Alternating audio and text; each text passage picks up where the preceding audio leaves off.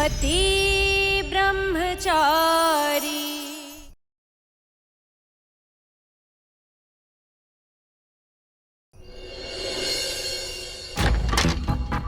एक लड़की की पढ़ाई लिखाई, उसके शौक, उसकी इच्छा की कोई वैल्यू नहीं है। आखिर कब कब बदलेगी ये सोच? भाभी, भैया को ढूंढ रहे हो ना?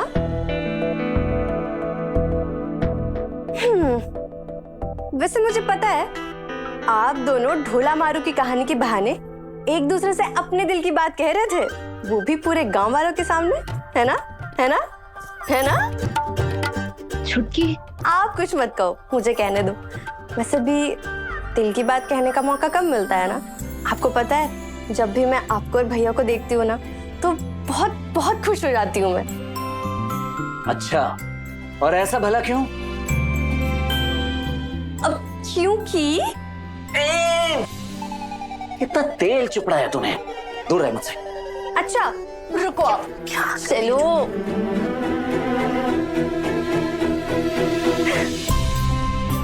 जब भी मैं आपको और भैया को एक साथ देखती हूँ ना, तो आप दोनों की जोड़ी मुझे ऐसी लगती है जैसे कोई 7 जन्मों की जोड़ी हो।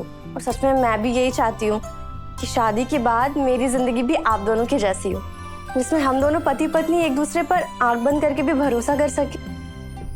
छुटकी, एक दूसरे के साथ खुद पे भरोसा करना बहुत जरूरी है। और मुझे पूरा यकीन है कि स्कूल में तुम्हारे बहुत अच्छे मार्क्स आते होंगे, फिर तुमने आगे की पढ़ाई क्यों नहीं की? ये गांव है भाभी, और यहाँ पर गांव की लड़कियों को उसकी पसंद, उसकी इच्छा की बात करना तो दूर, वो खुलकर सांस भी नहीं ले सकती हैं। ऐसे में पढ़ाई के सपने कैसे सजाएंगी लड़कियां? लेकिन छुटकी, खुद के लिए आवाज तो उठानी चाहिए ना। अब तुम ही सोचो, तुम्हारी शादी जिस लड़के से होने वाली है वो एक पढ़ा लिखा वेल एजुकेटेड लड़का है। अगर तुम भी पढ़ी लिखी होगी तो तुम दोनों आपस में एक दूसरे से सारी बातें शेयर कर पाओगी। रिस्पेक्ट पाने के लिए एक दूसरे के बराबर होना बहुत जरूरी है। ईशा जी बिल्कुल सही कह रही हैं छुटकी। ताई, माँ, पापा और मैंने तेरी पढ़ाई के लिए बहुत जोर दिया था कि तेरी पढ़ाई इंदौर से हो, लेकिन बुआ जी ने तुझे नहीं भेजा। अब जो हो गया उस पे क्या रोना भाभी, मैंने तो मान लिया कि यही मेरी जिंदगी है। छुटकी, जिंदगी गर्मी की छुट्टियां थोड़ी है जो काट लोगी। जिंदगी बहुत बड़ी है छुटकी, और मैंने कहा ना तुमसे, रिश्ते में भरोसा होना बहुत जरूरी है। जैसे आप दोनों को है एक दूसरे पे। हाँ, सबको लगता है कि सूरज गुंडे से इंसान बन गया, पर सच बात तो ये है कि ये एक पढ़ा लिखा गुंडा था, इसलिए मुझे और मेरी सोच को समझ पाया। क्या बकवास हो रही है यहाँ?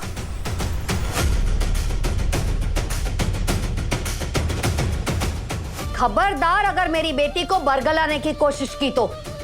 और ये पढ़ाई पढ़ाई पढ़ाई क्या लगा रखा है? हाँ, खुद कौन सी पढ़ लिख के कलेक्टर नहीं बन गई है? खुद भी तो घर का चूल्हा चौका ही कर रही है ना। चल छुटकी यहां से।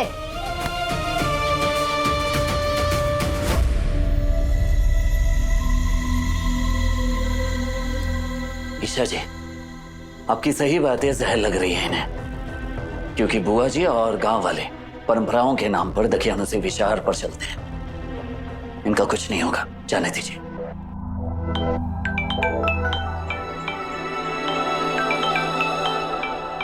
बंटी का कॉल? हाँ बंटी बोल। क्या सूरज भैया, आपका ब्रह्मचर्य टूटा या अभी भी शादीशुदा कुंवारे पति हो? मेरा मतलब आपने भाभी का हाथ पकड़ा या नहीं? अरे बंटी, हाँ बोल। अरे भैया बताओ ना यार, दोस्तों में कैसी शर्म। नहीं टूटा व्रत। तेरी की, लेकिन क्यों? ओ हो समझा भैया। भाभी का हाथ पकड़ने में पसीने छूट रहे होंगे आपके। अरे प्रपोज करने में आपने इतने दिन लगा दिए, तो हाथ पकड़ने में तो 1-2 महीना लगेगा ही ना। भैया इतना क्यों घबरा रहे हो आप?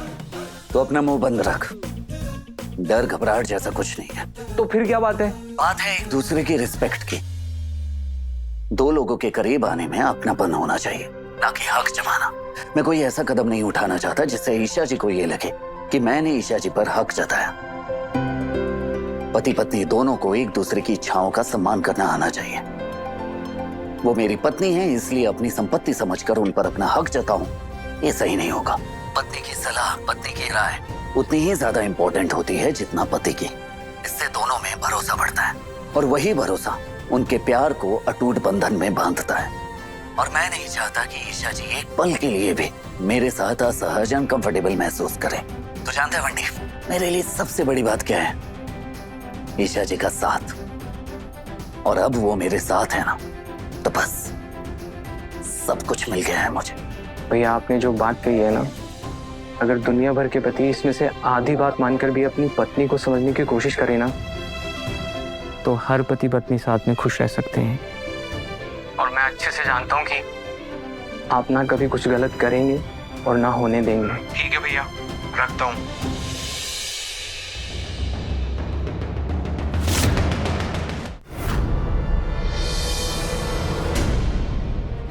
ईशा जी, आप अभी तक गई नहीं और छुपकर मेरी बातें सुन रही थी।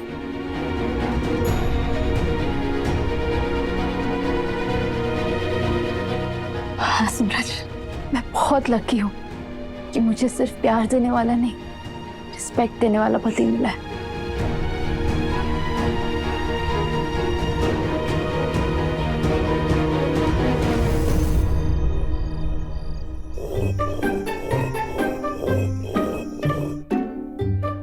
दारी की खाली हाथ इधर उधर करके लोड़ा लुढ़का रही है। बारीक मेहंदी पीस। अगर बारीक मेहंदी नहीं पिसी ना तो वाकई बिहारी कसम दोबारा पिसवाऊंगी तुझसे, समझी? यहाँ से घर जाते जाते कमर में प्लास्टर चढ़ जाएगा। कौन ले आया तुम?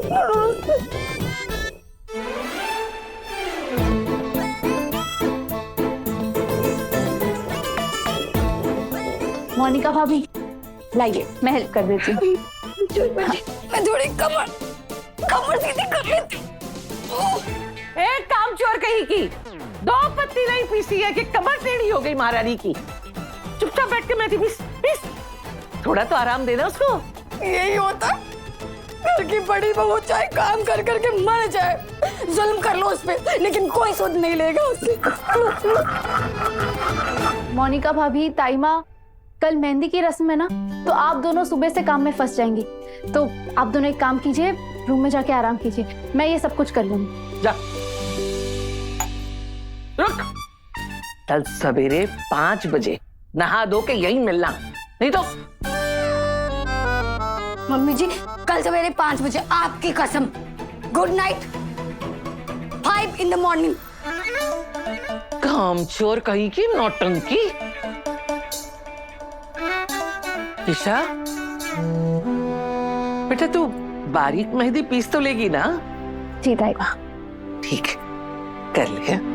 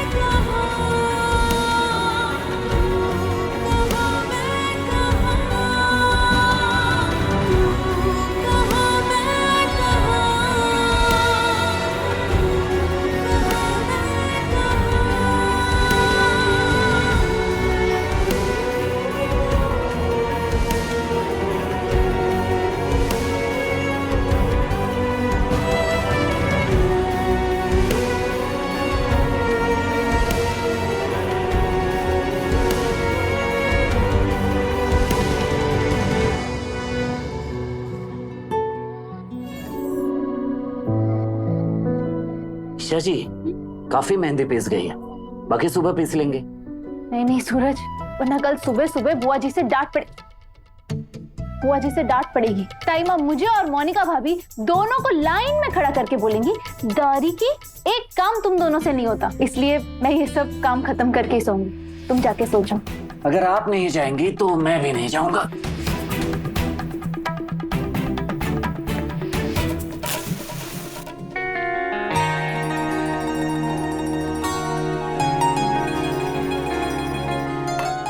ईशा जी, इससे मच्छर भाग जाएंगे। अरे, मेहंदी पीसते पीसते आपके हाथों में गहरी मेहंदी रच गई। हाँ सूरज, मेहंदी उनके हाथों में गहरी रचती है जिनके पति उनसे बहुत प्यार करते हैं। इसलिए देखो कितना गहरा रंग आया। मेहंदी रच तो गई है, लेकिन मेहंदी अभी भी अधूरी है।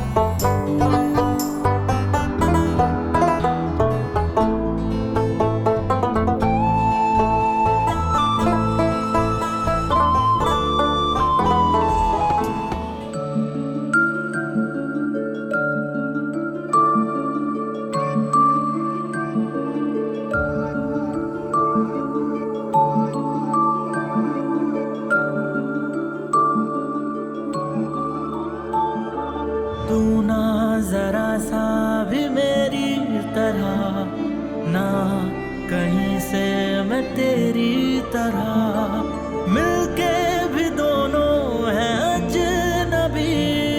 कैसी है ये दास्तां, ये दास्तां।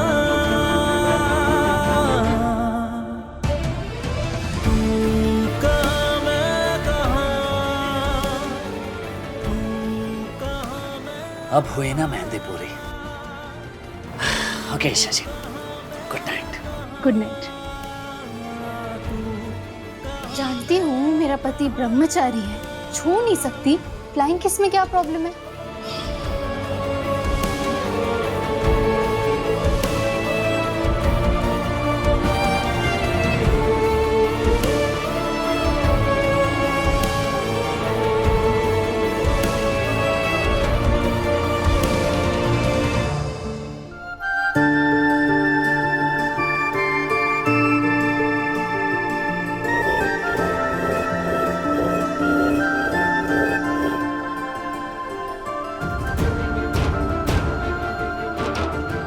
सोते हुए कितना मासूम लगता है मेरा क्यूट पति ब्रह्मचारी।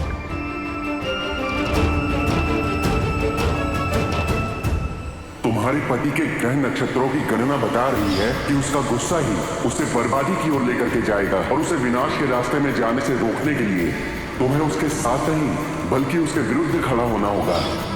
कान्हा जी, मेरे सूरज की हमेशा रक्षा करना।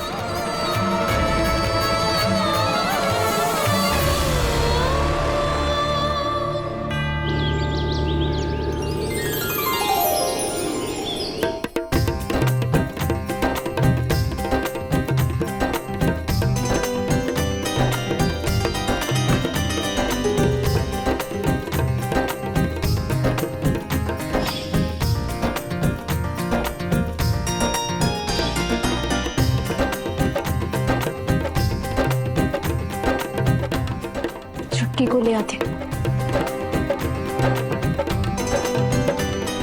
एक मुझे बिहारी बिहारी जीजी, चारों टोकरियां तैयार कर दी है। दो इधर रख, दो उधर रख। बहन ले लो।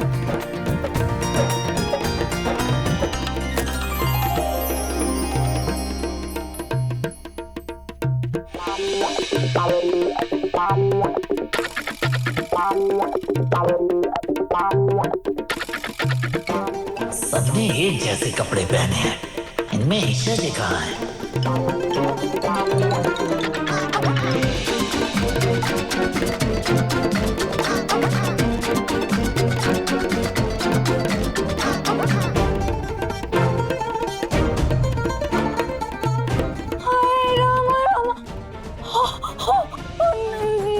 निशान। ये निशान, ये तो मच्छरों ने काटा है कल रात को। हमने मच्छरों का काटना भी देखा है और इंसानों का काट खाना भी। अब मान भी लो कलेक्टर साहब, ब्रह्मचर्य टूट गया आपका।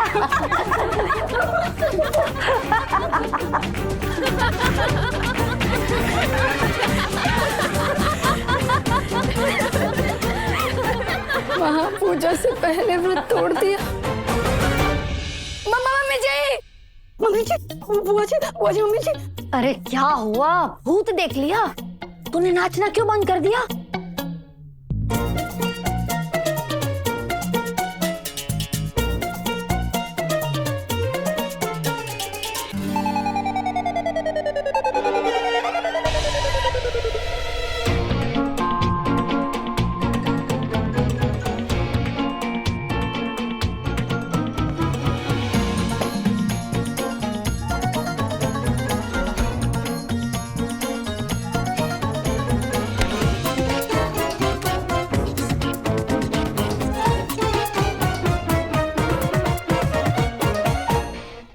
ईशा जी,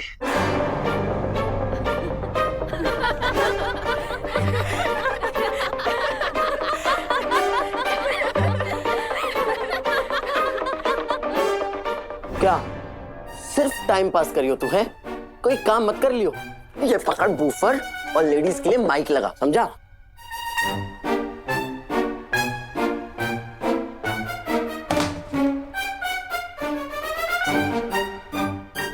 माँ, बुआ जी, हुआ क्या है? आप सब मुझे ऐसे क्यों देख रहे हैं? मुझसे कोई गलती हुई है क्या? मैंने मेहंदी अच्छे से नहीं पीसी। माना के शहरी हो और इतनी बेशर्म होगी ये नहीं सोचा था।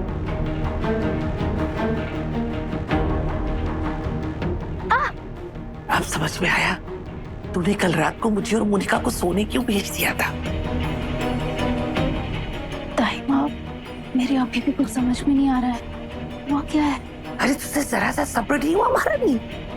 इतनी उतावली होनी थी? छी, जाके सूरज के निशान देख। तुझसे ये उम्मीद नहीं थी। अब तू इससे चिपक के क्या खड़ी है? जा वहां जाके बैठ।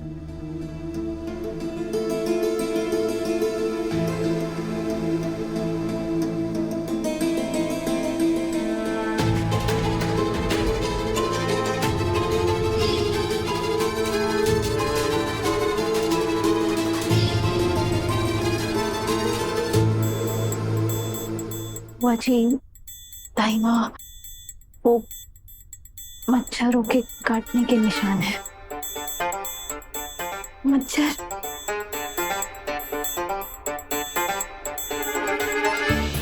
हे बाके बिहारी, वही मैं कहूँ, मच्छर कि मेरी बहू शहरी सही लेकिन संस्कारी बहुत है। वो तो दारी की बात का पतंगड़ बनाती है जीजी। छोड़िए ना ये सब, मेहंदी की रस्म शुरू करें? हाँ हाँ, चलो चलो। हाँ चलो।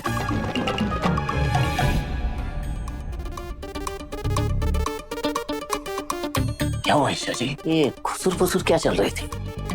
और सब देखकर हंस क्यों रहे थे? सूरज, वो शीशे में देखो।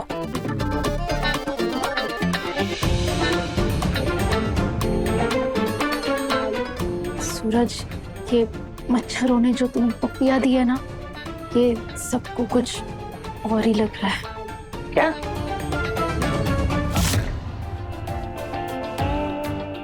ओह, वही जो तुम सोच रहे हो। अभी मैं सोचूं कि सब मुझे देख के हंस क्यों रहे थे। वैसे ईशा जी, ये जो मच्छरों ने पत्तियां दी। नहीं, बिल्कुल नहीं। मैं सब समझ रही हूँ तुम्हारे गंदे दिमाग में क्या चल रहा है। बेशर्म ब्रह्मचारी।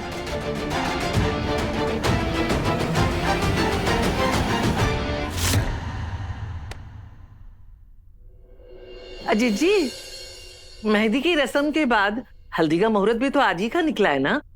लेकिन लड़के वालों के यहाँ से हल्दी तो आई नहीं अभी तक। अब मैं अभी फोन करके पूछती हूँ।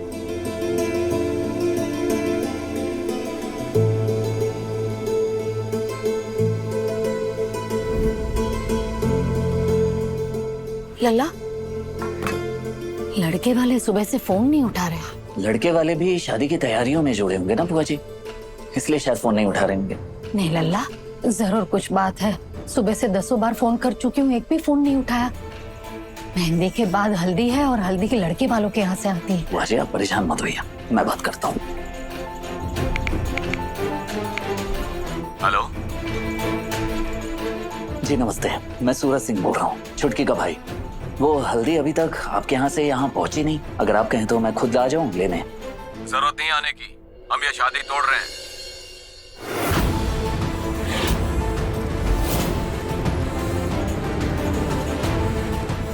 ये क्या बोल रहे हैं आप, होश में तो हैं? हमारे रिश्तेदार ने आपकी बहन को किसी लड़के के साथ देखा था तालाब पर। ऐसे लड़के से हम अपने बेटी की शादी नहीं करेंगे।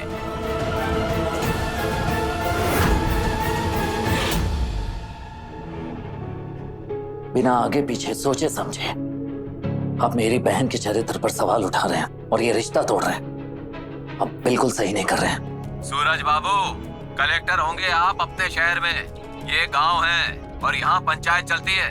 बुलाइए पंचों को, वो भी यही फैसला देंगे। हे भगवान, अनर्थ हो गया ये।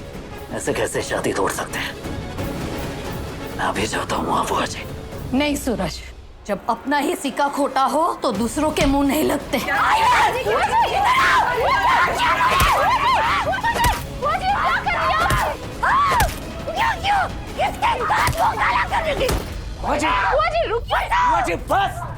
बस कीजिए। तुम्हें पता है ना सूरज, शादी तोड़ दी उन लोगों ने।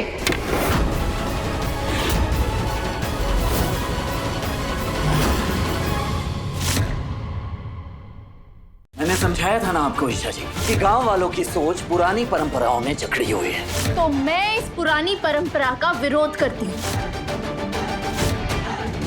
विरोध करती हूँ ऐसी शुद्धिकरण का। पति ब्रह्मचारी शाम 7 बजे दंगल टीवी पर।